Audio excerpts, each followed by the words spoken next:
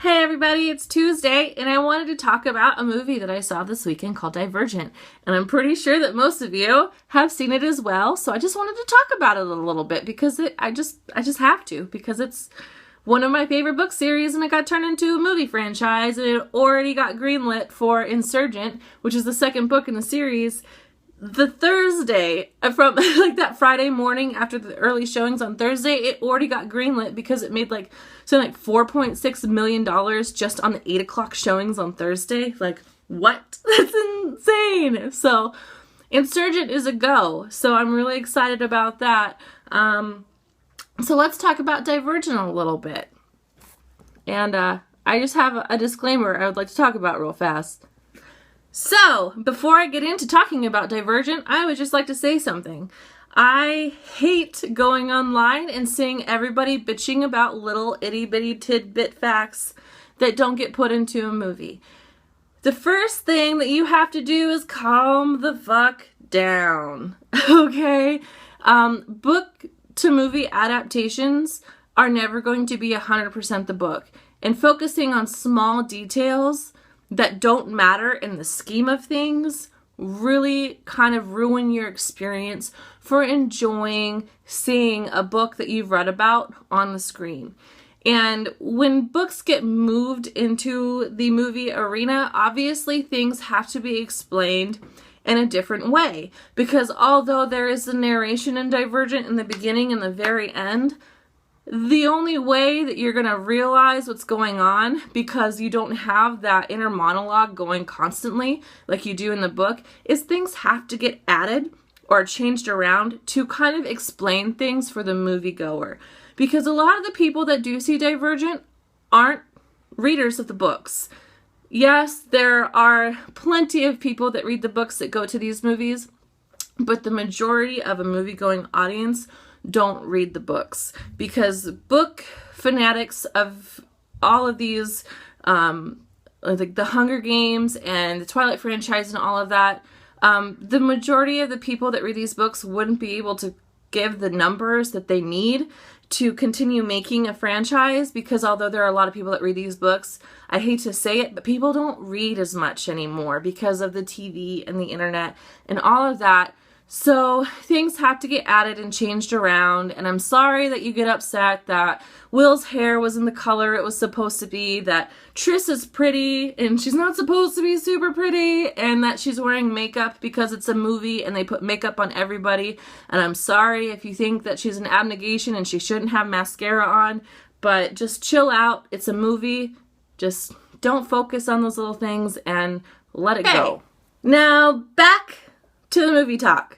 So I thought it was amazing. I really did. There are parts of it that were cheesy, but if you think about it, every first movie in a book franchise that gets made into like a movie franchise, they're never like 100% that awesome. Never. They're never that great. Harry Potter, I will always love Harry Potter. It's like my favorite, but the first book movie was just kind of like, really? Same with Twilight. Twilight was horrible. That freaking blue wash that they did on everything. So cheesy. We won't even get started on the freaking City of Bones. Hunger Games made me nauseous watching it because it was like everywhere, just shaky, shaky, shaky, shaky, shaky.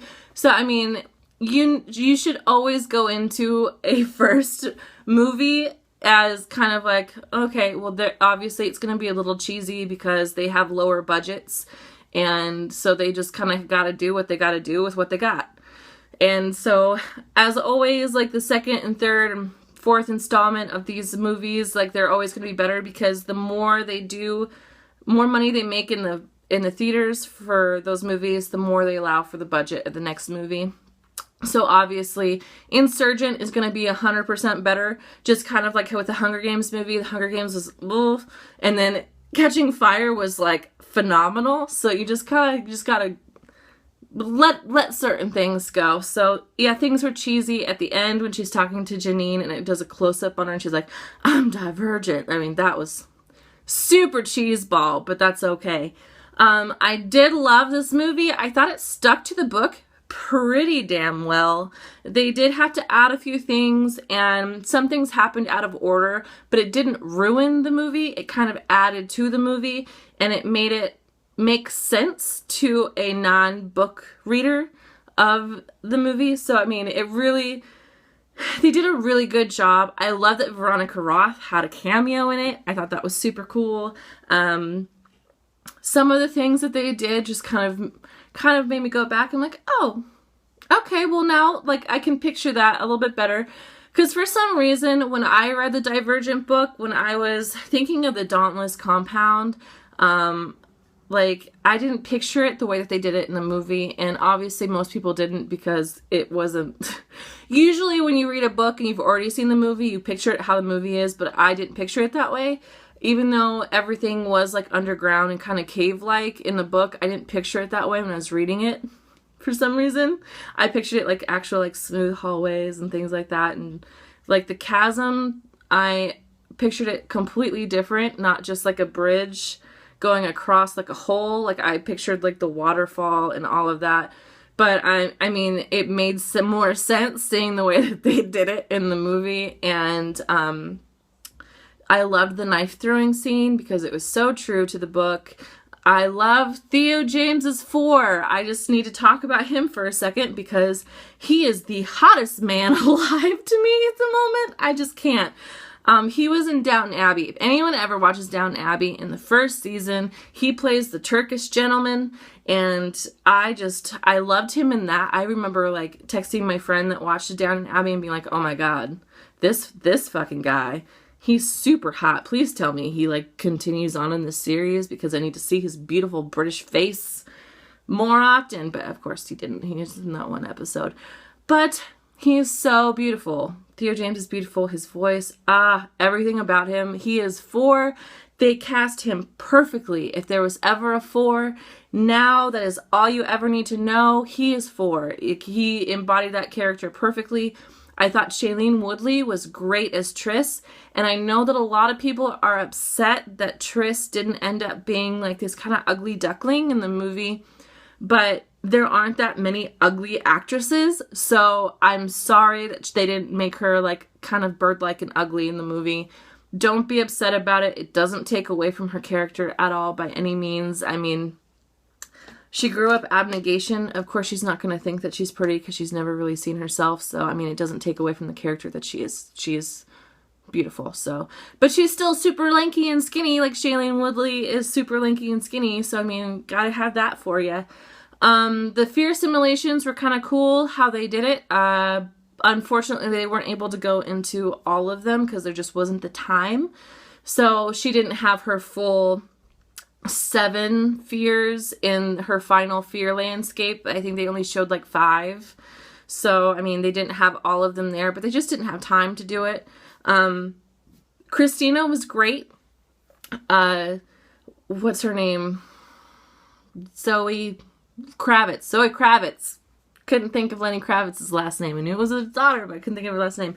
She's great as Christina. Super bummed that Miles is Peter because I love Miles Teller. He is hilarious, and I was really hoping that he would not have been the bad guy because I really love him and everything he does. So I'm kind of bummed that he's Peter. He did a really good job as Peter, but I'm kind of bummed that he's Peter because I really just want to like him because it's Miles Teller. And Peter's a dickhead. So it was tough. Eric was great. He was a dick. You didn't like him. He was an asshole. And like you could, oh man, I did not like him at all. He was the perfect Eric because I didn't like him. Because you don't like Eric in the books either. But he was perfect. And freaking, of course, Kate Winslet is ever flawless. So she was a great Janine. The only thing I was disappointed about in this movie was how they explained the simulation at the end. Because they had Janine in it. And Janine wasn't anywhere near any of that part of it. And I know that they had to add it just in case they didn't get greenlit for a sequel. They had to have some kind of resolution with Janine. So, I mean, it kind of sucked that she was in the end. But, I mean, it worked out.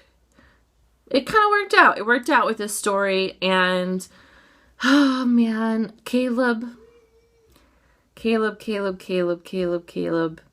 I have a hard time watching Caleb because I know how Caleb is in the rest of the books, so it's kind of like hard for me to really like champion behind him, but he did a really good job too. And Ansel Elgort, I don't know how to say his last name. But he was a really good Caleb. He did a really good job. Faction Before Blood, I loved that. I loved all of it. I just did. I really loved the movie, and I really want to go see it again, and I probably will as soon as I can. I definitely recommend that you go see it. If you love the Divergent books, fucking go see it. It was so good. Although I don't know that many people that haven't seen it at this point. I know there was some like beef or whatever between the Hunger Games and the Divergent fandoms online for a little while because someone had released a fake interview with Theo or someone saying that For and Triss's love was more real than Peeta and Katniss. Just don't fucking pay attention to any of that shit. Just don't do it. It's so stupid that people get so caught up in this stuff. Like, you'll love Divergent. Hunger Games and Divergent are completely different stories. The only thing that makes them similar is that they're dystopian and then the main character is a young lady. There's no love triangle in Divergent. There's the thing that I love about Triss is that she actually wants to make a difference. She's actually, the entirety of the series, book series and movie, she's actually questioning why everyone's doing what they're doing. She wants to make a difference and she wants to fight and she knows that she can and she knows she's strong enough. And Katniss is kind of thrown into a situation that she doesn't really want, but she has to survive and to take care of the people that she loves. So, I mean, there are complete differences between the two characters. So if you're thinking that this is going to be the next Hunger Games, it's not, because it's its own entity and it's its own story, and just don't worry about it. I love them both equally, so I'm never going to pick a side. I love the series. I did read Hunger Games, obviously, way before I read Divergent, because it came out way before Divergent, but just go see it. Give it a shot. It's really good. You've got a sequel already coming out, so there's nothing to hurt there. You can go see it so that you can get ready to go see Insurgent when it comes out in March of 2015. And if you haven't read the Divergent books and you've watched the movie, fucking pick them up. What are you waiting for? You can get like little box sets of the trilogy at like the grocery store right now for like $30. Just do it. Come on. Just read these books. They're so good. I recommend it to anyone. I know that it's kind of cheesy and it's made for 16-year-old girls, but I am almost 30 and I absolutely loved it.